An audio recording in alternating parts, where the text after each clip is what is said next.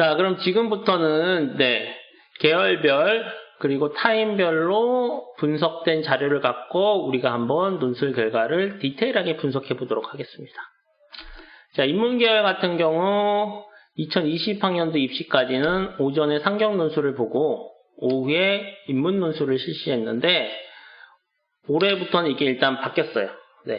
오후에 상경 논술을 보고요. 오전에 인문 논술을 실시하게 되겠습니다.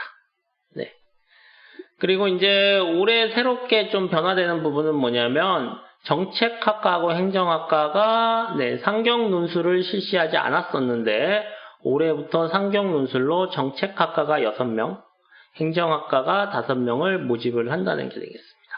그래서 상경 논술로 모집하는 학과는 총 6개고요. 인문 논술은 이렇게 되겠습니다. 크게 보면 지금 색깔이 칠해져 있어요. 빨간색과 오렌지색이 있는데요. 빨간색은 그해 경쟁률이나 점수가 가장 높은 학과가 되겠습니다. 반면에 오렌지색은 그해 점수나 경쟁률이 가장 낮은 학과가 되겠습니다. 그럼 18년도 경쟁률을 보면은 경제금융학부가 색깔이 칠해져 있잖아요. 그죠? 오렌지색으로 경쟁률이 61대 1로 가장 낮았다는 뜻이죠. 그리고 파이낸스 경영학과가 121대 1로 가장 높았던 걸로 알 수가 있게 되겠습니다. 좀 굉장히 차이가 많이 났었네요. 전반적으로 보면은 파이낸스 경영학과가 경쟁률도 그동안 가장 높았고 합격자 평균 점수도 가장 높았던 그런 추이를 좀 보여주고 있어요. 이유가 뭘까요?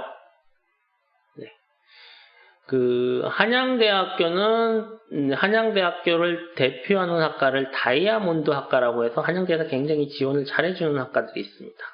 자연계에 4개 학과가 있고요. 인문계에 3개 학과가 있습니다. 이 3개 학과가 어디냐면은 파이낸스 경영학과, 정책학과, 행정학과가 되겠습니다. 근데 그동안 파이낸스 경영학과만 논술로 모집을 했단 말이에요.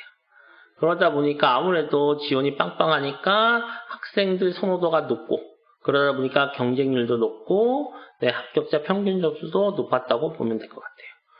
올해도 모집 인원이 5명밖에 되지 않기 때문에 경쟁률이나 이런 건 굉장히 높지 않을까 이렇게 추정을 합니다. 그 다음에 보면은 경쟁률은 이제 매년 정보 시스템 학과가 좀 낮은 편이에요. 그리고 평균 점수 자체도 중간에서 왔다 갔다 조금 낮거나 이런 양상을 보여주고 있습니다.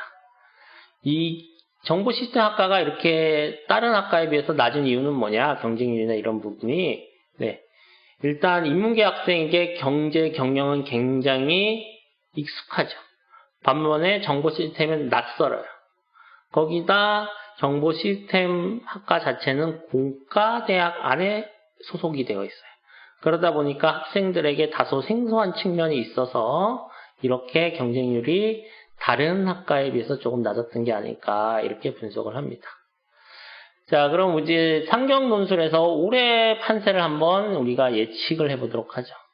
일단 인문계에서 예측을 한다 논술 전형에 대해서 이거는 큰 의미가 있진 않아요. 왜냐하면 인문계 논술은 웬만하면 100대 1도 넘을 수 있고 워낙 경쟁이 치열하기 때문에 그 다음에 합격자 예측 가능성도 굉장히 어렵고 실제 합격하기는 더 어려운 게 인문계 논술이기 때문에 그런 게 큰 의미는 없지만 분석한 김에 우리가 한번 보도록 하겠습니다. 일단 모집 인원이 경영학과가 22명으로 굉장히 많습니다. 제가 봤을 때는 여기 경쟁률이 좀 낮게 나오지 않을까 이렇게 생각합니다. 경영학과 학부 가고 싶은 애들이 보면은 대안이 많이 있어요. 경제금융이나 다이아몬드, 파이낸스 경영 이런 쪽을 더 선호할 가능성도 있게 되겠고요. 그리고 모집 인원이 크다 보니까 경쟁률이 낮게 형성될 가능성이 있게 되겠습니다. 또는 일반적으로 정보 시스템 학과는 늘 이제 평균 밑이나 이렇게 왔다 갔다 했기 때문에 조금 더 안정적으로 합격 가능성을 높이면서 지원하고 싶다. 그런 학생은 정보 시스템 학과를 추천을 드리겠습니다. 물론 이건 어디까지 예측을 하는 거고요. 또 하나 중요한 건 뭐냐면 정보 시스템 학과는 아무래도 이제 시스템 컴퓨터적인 것들이 좀 들어갈 수가 있어요. 그래서 이제 적성이나 흥미 이런 것들도 고려해서 여러분들이 지원을 해줘야 되겠죠. 다음 이제 인문 논술을 볼 건데요. 자, 상경 논술은 한 80대 1 정도의 내외에서 이제 왔다 갔다 한다고 볼 수가 있는데요. 경쟁률이. 여기는 기본이 100대 1이 다 넘습니다. 거의 한 150대 1 정도가 된다고 보면 되는데, 이렇게 차이 나는 이유가 뭘까? 상경 논술과 인문 논술. 저는 그렇게 생각을 합니다. 인문계 애들은 기본적으로 수학에 자신이 없는 애들이 많은 편인데, 그 학생들이 수리 논술을 보는 상경 계열의 지원을 꺼리다 보니까 인문 논술의 경쟁률은 올라가고 상경 계열의 경쟁률은 내려가고 이런 현상이 나타난 걸로 추정을 하게 되겠습니다. 네. 인문 논술 보는 곳의 이제 특징을 보면은 점수가 일단 다 기본적으로 90점이 다 넘어요. 합격자 평균 점수가. 그럼 100점 만점일 때 어느 학과도 90점이 넘어야지 합격을 한다는 거죠. 그런데 이제 90점이 넘는다는 거는 채점했을 때 90점이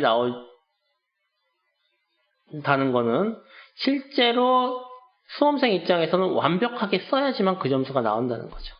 그래서 인문 논술에 합격하려면 진짜 완벽하게 논제에서 요구하는 답을 써줘야 된다는 게 이제 굉장히 중요하고요.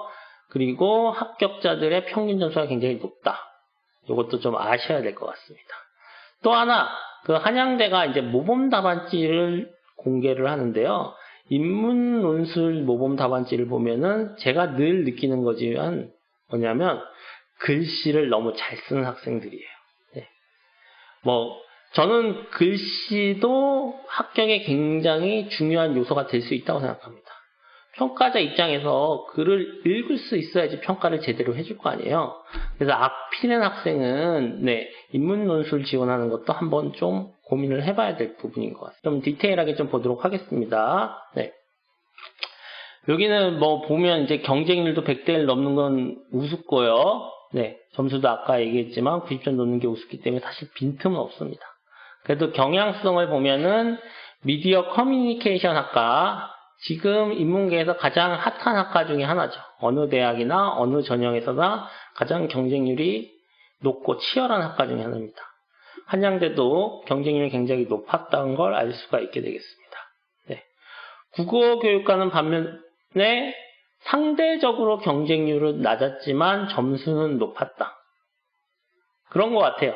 국어교육과를 지원한 학생들은 일단 국어적으로 뛰어나거나 국어와 적성과 흥미에 잘 맞는 학생이죠. 그런 학생은 글쓰기도 잘할 가능성이 높은 거죠. 그러다 보니까 경쟁률에 비해서 합격자 점수가 올라간 게 아닐까 이렇게 생각하고요. 영화 전공 작년에는 이제 점수가 80점대로 뚝 떨어져서 좀 상대적으로 낮았는데, 여기는 이제 적성이나 흥미가 좀 잘 맞아야지 지원을 고려할 수 있을 것 같습니다. 철학과, 선호학과는 아니지만 철학과 지원한 학생들이 의외로 글을 잘 쓰는 학생이 많다. 이런 썰이 있습니다. 그래서 이제 그런 부분도 좀 참고해서 지원을 해야 될 것 같고요. 문과는 그렇게 빈틈은 없습니다.